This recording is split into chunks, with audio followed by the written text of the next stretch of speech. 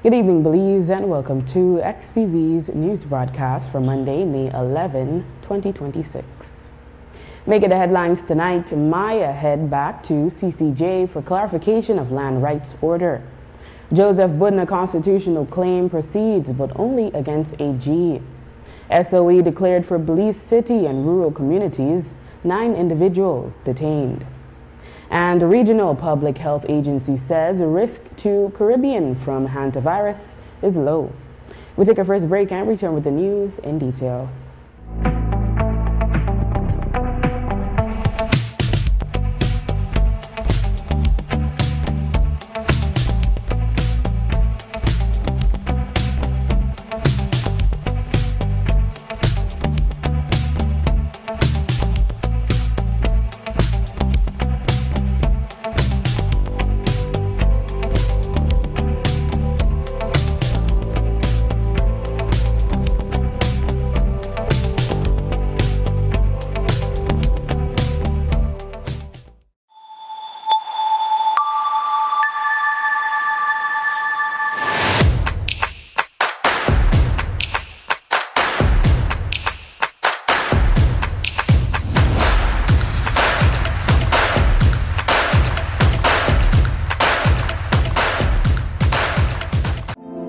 As a small business, I started to attend pop-up shops like many other businesses, and we found that our customers wanted to pay by card and not cash. I went to Atlantic Bank, and immediately, without a problem, it was like, yes, you can have a POS system. That POS system we now use in-house, and we can also take it countrywide wherever we are. They were willing to take the time. They were willing to be patient with us as we grew our business, and that, for us, that meant the world.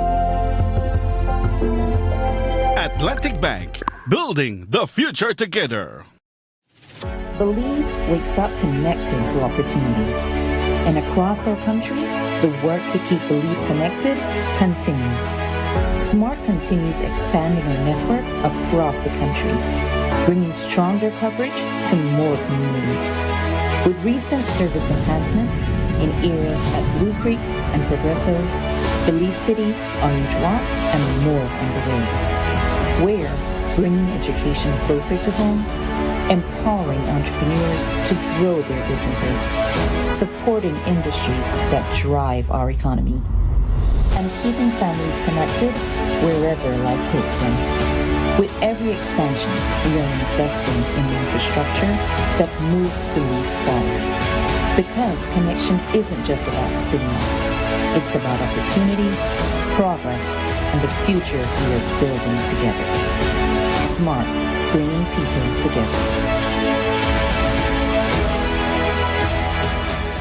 This Mother's May, celebrate the woman who makes the house feel like home all month long. Great deals like 15% off bathroom and kitchen fixtures from Moen, Hansgrohe, and Duraflow.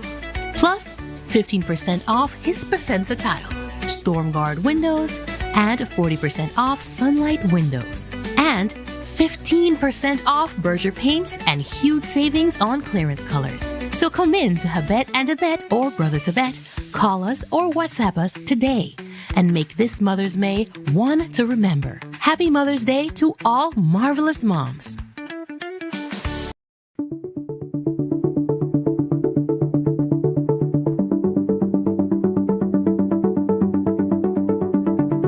It's a global shortage of nursing.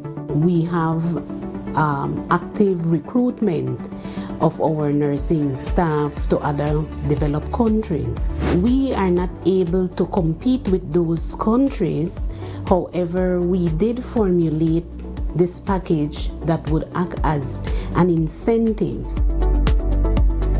I would also like to highlight the other part of the retention package or the retention strategy of the ministry. We have increased the number of scholarships for entry nurses. We have also now provide 100% scholarships to nurses who want to specialize at the master's degree level, and these nurses do not have to pay anything towards the training course. In partnership with the Nurses Association and the Ministry of Natural Resources, There is also a land distribution program for nurses.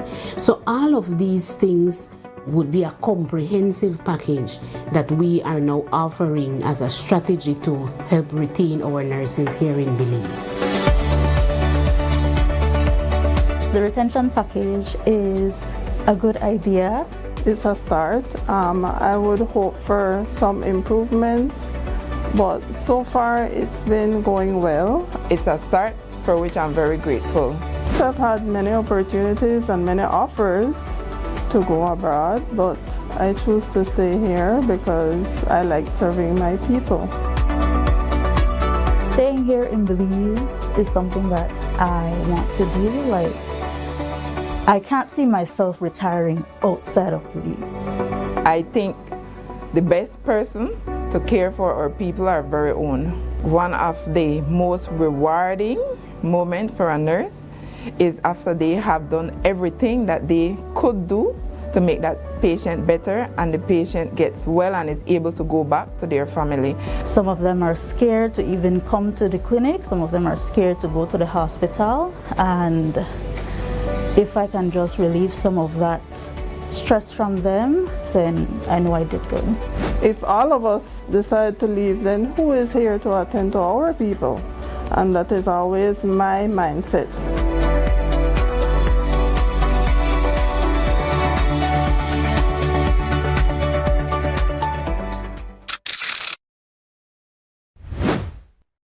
Belize, your voice is shaping our future. The Ministry of E-Governance is hosting National ID Project public consultations, and we're coming to you. Orange Walk, you're up first. Thursday, April 23rd at Central Park, 6 p.m. Come, learn, share, and help build a better ID system for all Belize. Then Belize City, it's your turn. Join us Friday, April 24th at the Biltmore Plaza at 5:30 p.m. Show up, speak up, because your voice matters in creating a smarter, more connected Belize.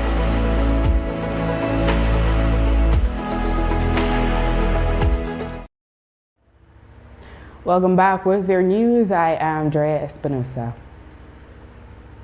After a decade, the Caribbean Court of Justice ended its monitoring of the implementation of its 2015 consent order in the Maya land rights case last October. The parties, the Maya and the government, must now complete the process.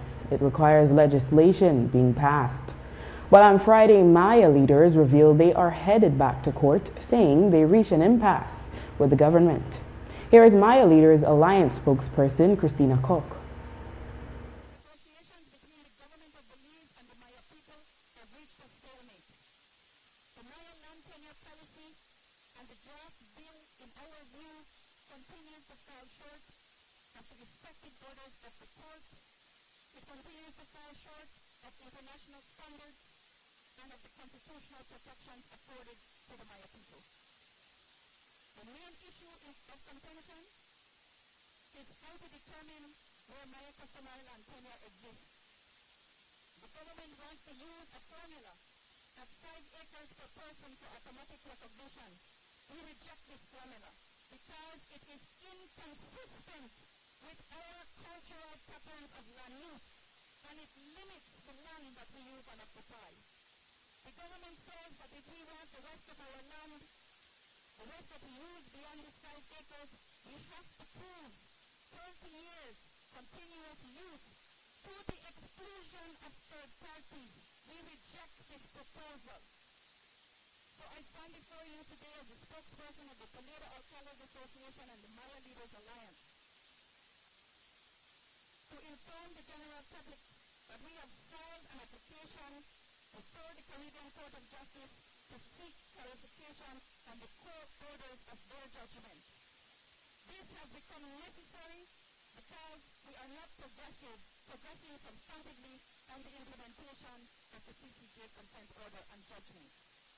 And we are hopeful that the clarifications provided will help the parties to advance the effective implementation of the CCJ consent order.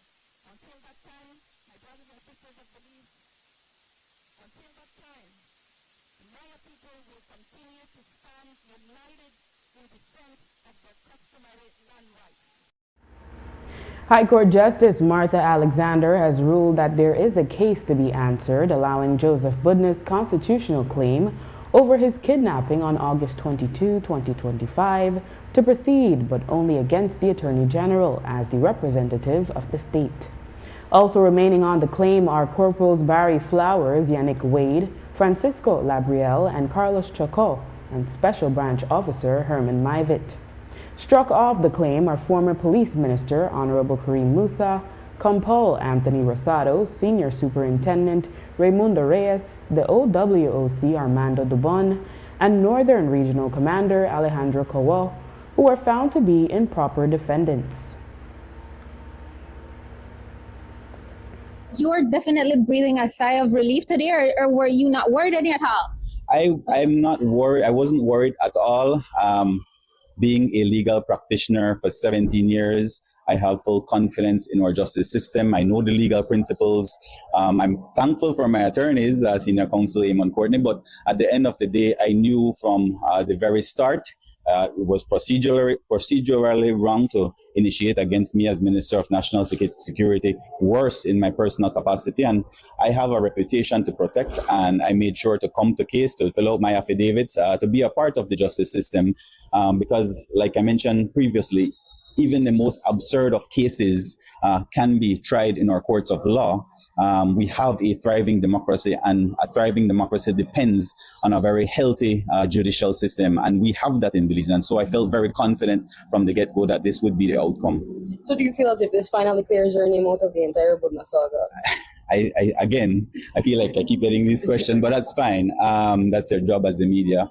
I have zero motivation against Joseph Budna. I would have no sort of motive in order to even be a part of something like this. And so whether it clears my name or not, I know at the end of the day, I have zero involvement in it. And so I would say yes. Why has no one been arrested for a crime that was captured on a surveillance camera and witnessed by police officers? That is a matter that's still pending. As you know, it went to the DPP for her first review. From what I gather, as you know, I'm no longer the Minister of Home Affairs, but the file was sent back to the police department for further information, further investigation. And so that's a normal course that these matters take. And so we'll have to see where it goes from there. The matter has been adjourned to June 10, 2026 for case management. Governor General Her Excellency Dame Foila Zalam on Friday officially signed a proclamation declaring a state of public emergency SOE. The move by the Ministry of Home Affairs is in response to a surge in violent crime that has claimed multiple lives across the country in recent weeks, particularly in the Belize district. The SOE is categorized into two distinct schedules covering high crime zones in Belize City and several rural communities. Schedule 1 covers sections across both North Side and South Side Belize City.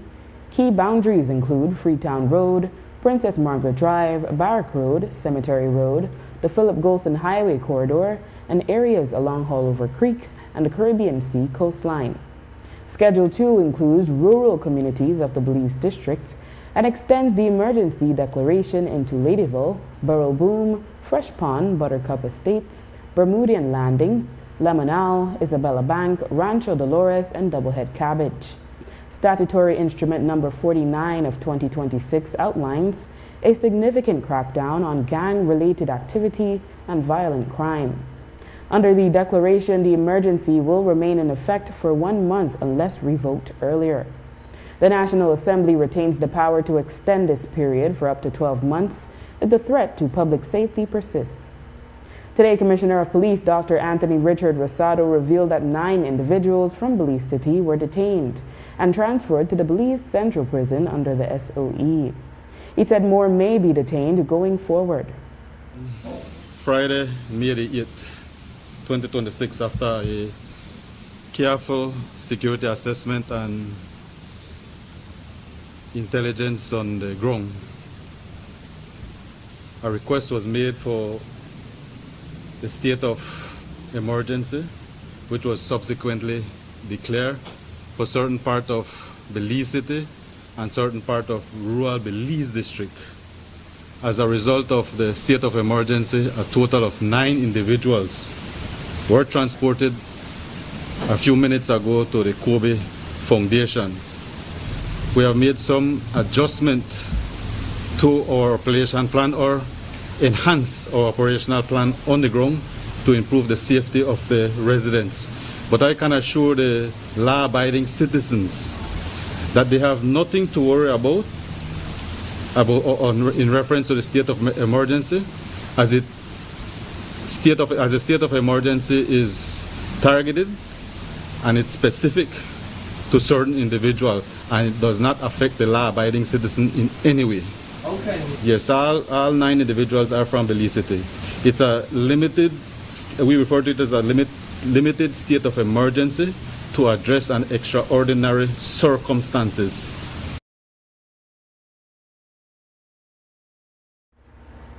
DCP Bart Jones said the detentions are based solely on intelligence and that law-abiding citizens have no reason to worry. He said that there is also a curfew in place for minors in the declared areas from 8 p.m. to 6 a.m. Prior intelligence, persons will be detained and questioned, and if the needs arise where for them to be detained beyond the normal questioning, then they would be detention orders would be issued in respect to them.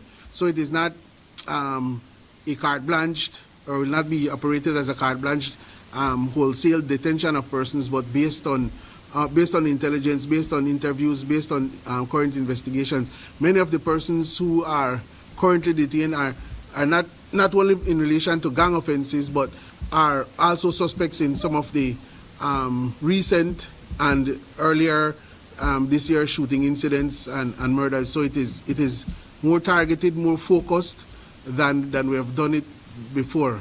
It sets out that persons gathering more than 3 persons in any of the declared area becomes an offense.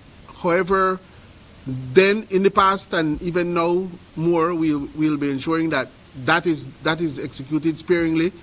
If you have looked back on complaints, we have rarely had complaints in the past that had state of emergencies where some of these provisions were executed by the police. So it is again based on intelligence. So it is, if you 3 journalists are at a street corner in one of the declared areas, clearly the police will not be mindful to have you detained or for loitering and the rest. The regulations have a provision in there that speaks to minors being unaccompanied minors between the hours of 8 p.m. and 6 a.m. the following morning. That we will try to enforce, to ensure that, not for us to detain, but to ensure that minors are not just wandering abroad out in the declared area. Campbell Rosado addressed criticism that the declaration of an SOE points to the department's failure at managing criminal activity, while ASP Stacey Smith addressed complaints relating to the SOE and the Constitution. The creation of the state of emergency is an extraordinary legal tool to combat an extraordinary circumstances, that traditional policing alone cannot neutralize. And I believe that it's an indication of strategic strength, proactive leadership, rather than sitting down and having business as usual. It shows that as a department, we are committed to doing whatever it takes to return normalcy to the streets. The SOE is a creature of the Constitution, so the Constitution cannot be inconsistent with itself. We have had 3 judgments of recent that speaks to SOE. We had the first one, which clearly stated that the situation at hand was one that warranted the implementation of the SOE. The second one, whilst acknowledging that SOE can be called for certain situations, the court was not satisfied that the evidence that was brought before it was sufficient. And I think, and I'm right, Mr. Jones, in saying that in the most recent one, the court also again reaffirmed that when situation reaches a level whereby there is an immediate threat or danger, the calling of an SOE is something that is constitutional. So I wish to disabuse persons' mind that, SOE in itself is unconstitutional. It is the application. It is necessary to ensure that the facts and evidence that are there are sufficient to support the declaration. And we believe on this occasion that it is, and we are ensuring, as Commissioner Rosado stated, that the application is done to the extent that it only targets those that needs to be targeted, and it does not unduly restrict the rights of law-abiding citizens. After the break, former police minister says SOEs are constitutional but must be assessed individually. Stay with us. Every day, we access energy for cooling, lighting, and powering our electrical appliances and devices at work and at home. During cooler months, we rely less on cooling appliances such as fans and air conditioners. However, during warmer months, as the temperature and humidity rises, we use more energy to cool our spaces, and our appliances and electrical devices work harder than they do during the rest of the year. When the months become hotter, let's all practice energy conservation. Here are a few changes that you can make to manage your energy use. Check that all appliances and electrical devices are working efficiently. Turn lights off when not in the room. Unplug chargers, appliances when not in use. Turn off fans and TVs. Use energy-saving light bulbs such as LEDs. And look for the Energy Star products when purchasing appliances and electrical devices. These easy changes can reduce energy use and costs. You can also monitor your energy use during the month by reading your meter and calculating the reading using BEL's bill calculator on our mobile app or by visiting our website. Let's all save energy. Nando's Wholesale is your market leader in Belize's wholesale industry when it comes to high-quality products at the most reasonable and competitive prices.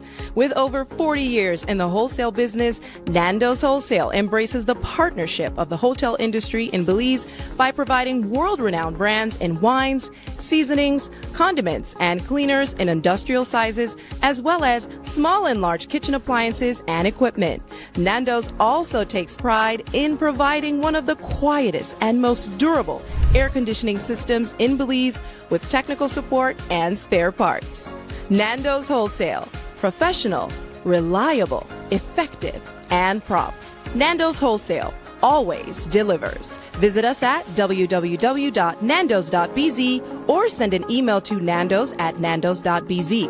Or, even better yet, give us a call today at 222-500 or 280-8080 to speak to one of our sales representatives today.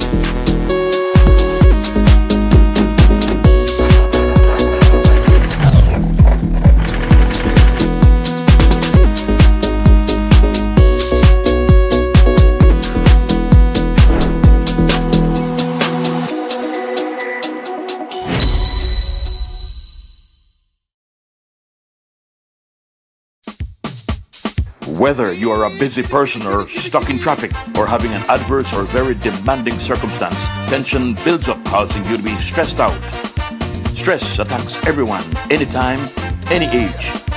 And stress is a killer. Palm City? It's best to be alive than dead. So visit Freetown Drugstore to get options to relieve stress and to relax your mind. Yes, sir. What can I do for you today? I'm so stressed out. Okay, I'm saying I can help right now. When I this daily, for 10 days, I am good after that, okay? Okay. Freetown Drugstore, 28 Freetown Road, where you are better off alive than dead.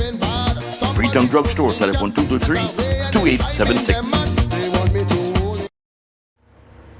The Caribbean Public Health Agency, CARPHA, today urged vigilance but cautioned against alarm over the rare hantavirus, stressing that the risk to the Caribbean is low and the virus does not have the potential to become another pandemic like COVID-19. The advisory follows an outbreak reported on May 2 aboard the Dutch-registered cruise ship MV Hondius, which departed Argentina on April 1 and sparked international response. So far, the WHO has confirmed 8 cases linked to the outbreak, including 3 deaths. Here is Lisa Indar, CARPHA's executive director. Hantavirus is not a new disease.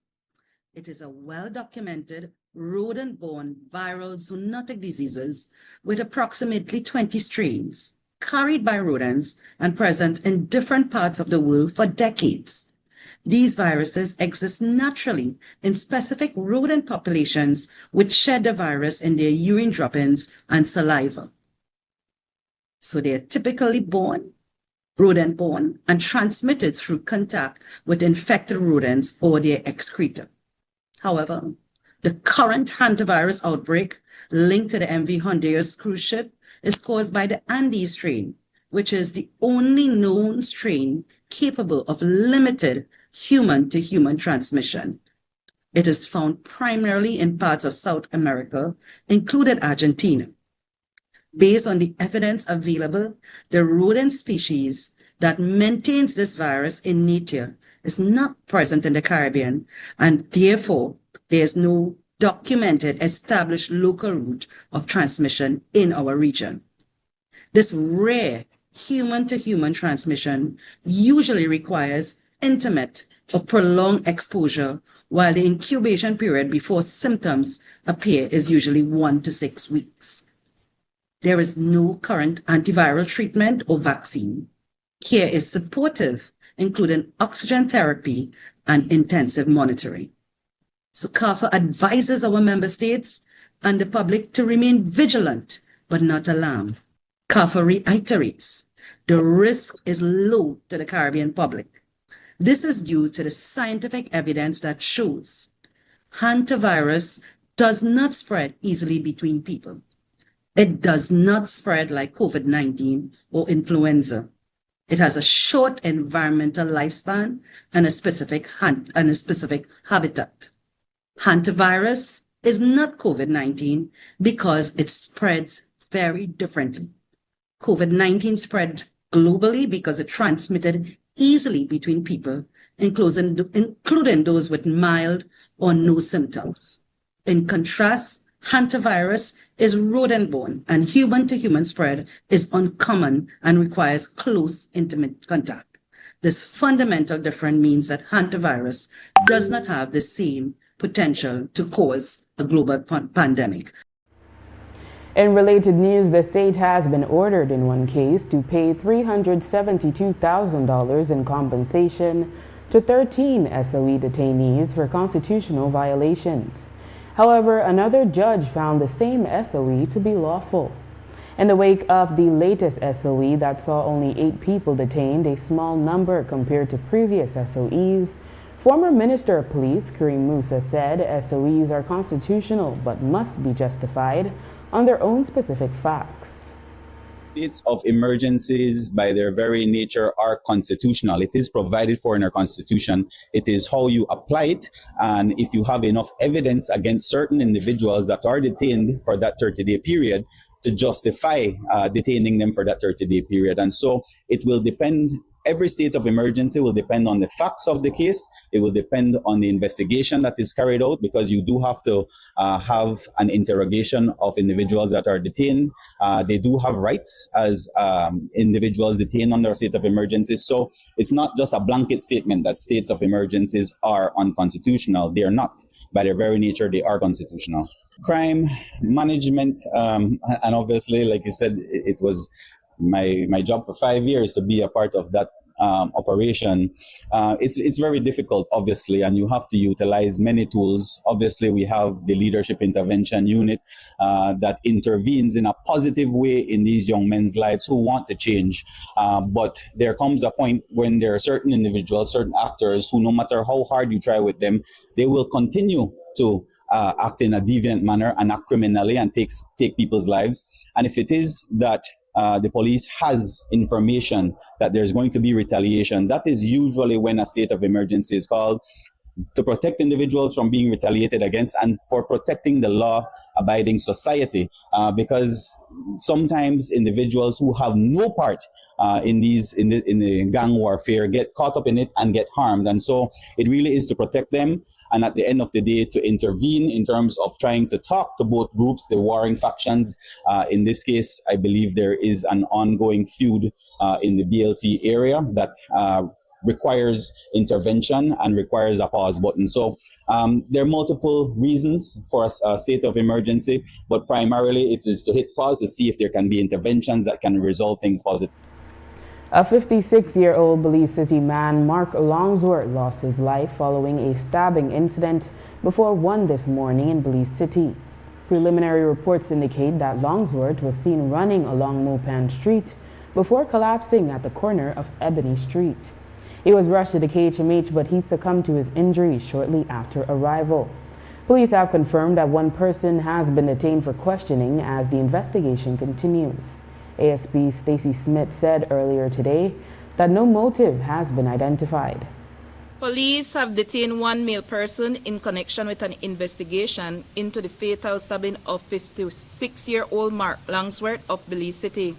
Officers who were on patrol on Ebony Street around 12:30 a.m. on 11th May reported that they observed an injured Mr. Longsworth at the corner of Ebony and Mopan Street. Mr. Longsworth was ferried to the hospital for medical attention. However, he succumbed to the injuries that he sustained. No motive has been established in this incident. However, as I stated, one male person has been detained, and the Crime Fusion Center has supplied some video footage that are being reviewed to see how they can assist with the investigation. A man identified as 22-year-old Louis Wicab was fatally shot on Sunday night, moments after the conclusion of a Mother's Day event in Trial Farm, Orange Walk. According to reports, Wicab had stopped near the park after getting a flat tire.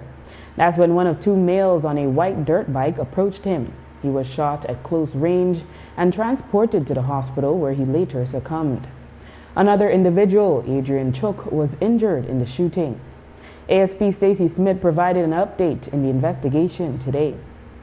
Police are seeking two male persons in connection with a shooting incident that resulted in the murder of 22-year-old Roberto Wicab and the injury of Adrian Chook.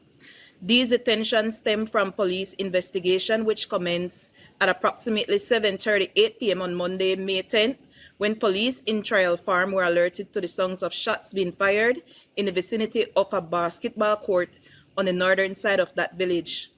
The officers responded, and they were advised that Wicab and Chook were ferried to the hospital for medical attention. What the investigation has so far revealed is that Wicab and a companion were fixing a vehicle in that location when they were accosted by a male person who fired several shots, and Mr. Chook was passing at that time and he too was injured. After the break, Salvadoran national fatally shot in Pomona. Stay tuned. Belize wakes up connected to opportunity. And across our country, the work to keep Belize connected continues. SMART continues expanding our network across the country, bringing stronger coverage to more communities. With recent service enhancements in areas at Blue Creek and Progreso, Belize City, Orange Walk, and more on the way. We're bringing education closer to home, empowering entrepreneurs to grow their businesses, supporting industries that drive our economy, and keeping families connected wherever life takes them. With every expansion, we are investing in the infrastructure that moves Belize forward. Because connection isn't just about signal. It's about opportunity, progress, and the future we are building together. Smart, bringing people together.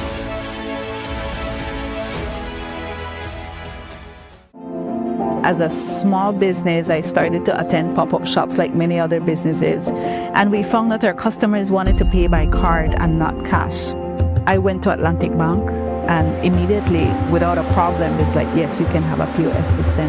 That POS system we now use in-house, and we can also take it countrywide wherever we are. They were willing to take the time. They were willing to be patient with us as we grew our business, and that, for us, that meant the world. Atlantic Bank, building the future together. In May, make Benny's your one-stop shop for appliances. We have Sankey refrigerators, stoves, microwaves, washers and dryers, freezers, smart TVs, and so much more for up to 19% off. Get amazing deals for mom and appliances all May long, and don't forget your B-Bucks whenever you make a purchase to be a part of our Homecation raffle to win $10,000 in December. Benny's, quality and savings. The Social Security Board's new whistleblower reporting system makes it easy and confidential to speak up by reporting misuse of the Social Security services and benefits, including fraud, misconduct, false claims, and more. If you know of any unethical or illegal activity relating to SSB benefits, claims, or personnel, go to ssbspeakup.integrityline.com or use our toll-free hotline 0800-SPEAK-UP, 0800-773-2587. This confidential reporting system is a way for you to report concerns or incidents privately without fear of reprisal. Your submission is confidential and anonymous. The Social Security Board is committed to providing a secure, confidential medium for whistleblowing that promotes organizational accountability and enhances public confidence in our services.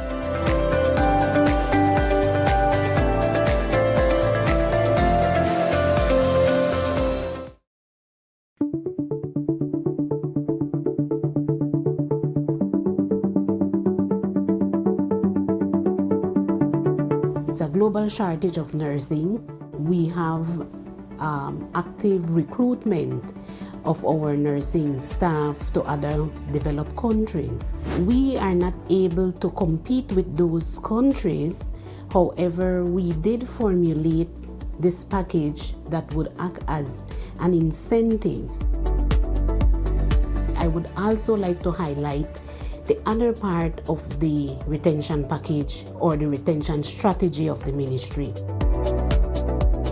We have increased the number of scholarships for entry nurses. We have also now provide 100% scholarships to nurses who want to specialize at the master's degree level, and these nurses do not have to pay anything towards the training course. In partnership with the Nurses Association and the Ministry of Natural Resources, there is also a land distribution program for nurses. So all of these things would be a comprehensive package that we are now offering as a strategy to help retain our nurses here in Belize. The retention package is a good idea. It's a start. I would hope for some improvements, but so far it's been going well. It's a start for which I'm very grateful. I've had many opportunities and many offers to go abroad, but I choose to stay here because I like serving my people. Staying here in Belize is something that I want to do. Like, I can't see myself retiring outside of Belize. I think the best person to care for our people are very own. One of the most rewarding moments for a nurse is after they have done everything that they could do to make that patient better, and the patient gets well and is able to go back to their family. Some of them are scared to even come to the clinic. Some of them are scared to go to the hospital. And if I can just relieve some of that stress from them, then I know I did good. If all of us decide to leave, then who is here to attend to our people? And that is always my mindset.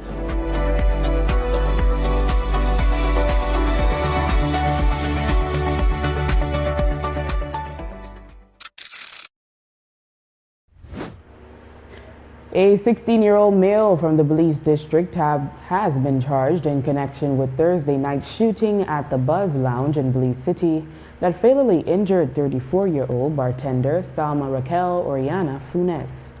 Two other female employees, 26-year-old Shayanta Williams and 32-year-old Cordova Neal, were also injured in the shooting.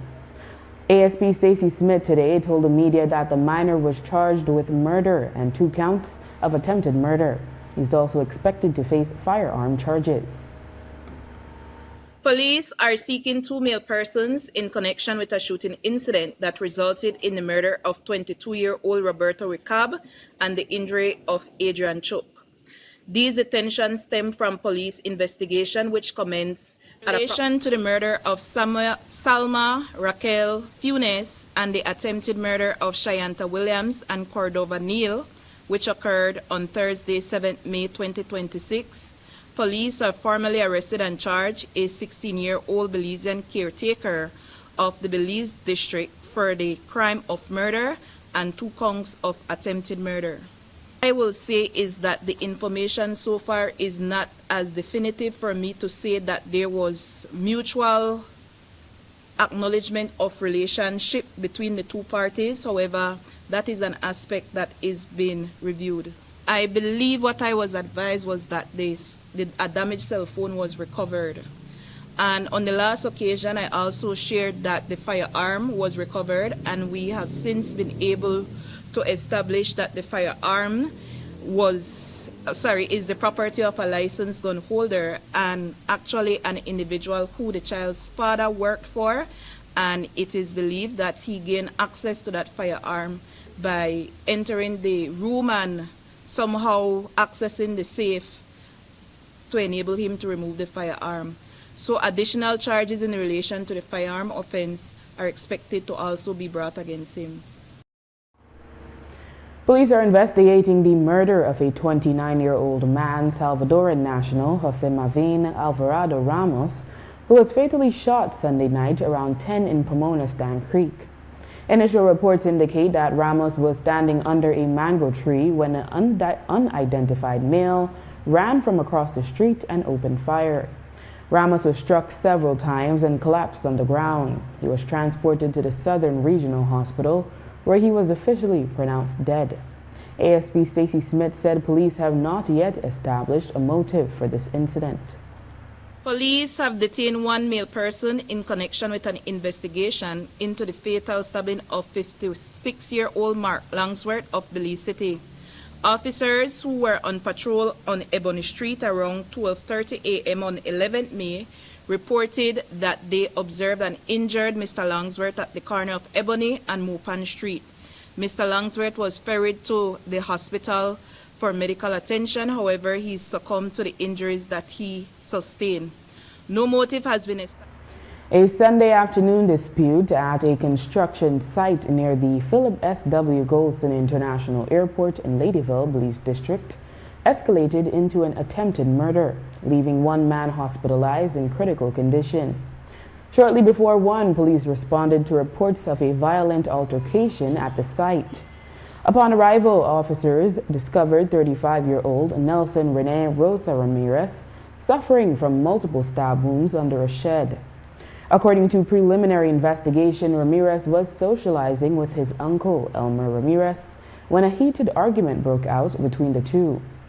During the confrontation, the elder Ramirez allegedly drew a weapon and stabbed his nephew several times. Elmer Ramirez has reportedly since been detained. And reports emerged on Friday evening of the alleged kidnapping of a well-known pastor and their partner near Armenia, Cayo.